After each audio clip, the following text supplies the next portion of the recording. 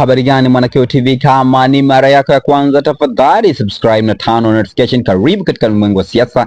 Jina langu ni Diwakeo TV. Mwenyekiti wa Chama cha Demokrasia na Maendeleo Chadema katika mkoa wa Njombe, si mwingine ni Rose Mayemba, amezungumzia kuhusu mwenyekiti wa Chama cha Demokrasia na Maendeleo Taifa ambaye ni Tundu Antipas Lissu. Amemwandikia ujumbe hapa kuhusu Tundu Antipas Lissu, na nukuu: ni siku ya 308 leo tangu siku walipomkamata kinyume cha sheria na kumbambikia kesi ya uongo. Hofu yao dhidi yako ni kubwa mno. Ukweli wako umewafanya wamekuwa vichaa, wanashambulia kila mtu.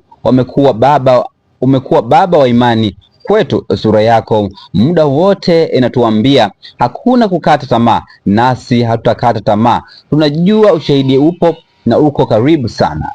Tunakuombea kwa Mungu uzidi kudumu katika imani. Hayo ni maneno ambayo ameandika mwenyekiti wa Chama cha Demokrasia na Maendeleo Chadema katika mkoa wa Njombe ambaye ni Rose Mayemba. Amemwandikia Tundu Antipas Lissu. Rose Mayemba amesema anafarijika sana na kuona Mheshimiwa Tundu Antipas Lissu anaonesha sura ya furaha pale anapokuwa anapanda kizimbani. Nafahamu kwamba siku ya hapo jana Mheshimiwa Tundu Antipas Lissu alipandishwa kizimbani na akaweza kukabiliana na kesi yake inayomkabili kwa vifungu mbalimbali, na akatoa na pingamizi kuhusu namna shahidi huyo wasili ambaye ni P11 kibanda chake au kizimba chake kilivyotengenezwa, hakimruhusu mtu yoyote, akimruhusu hata mahakama au majaji wa mahakama kuweza kumuona shahidi huyo.